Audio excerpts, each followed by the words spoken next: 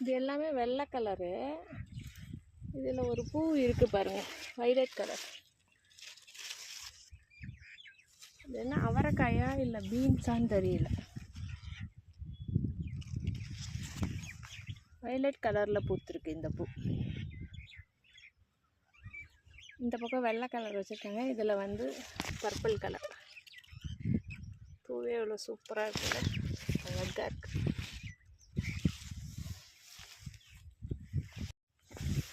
இது எல்லாமே வெள்ளை கலரு.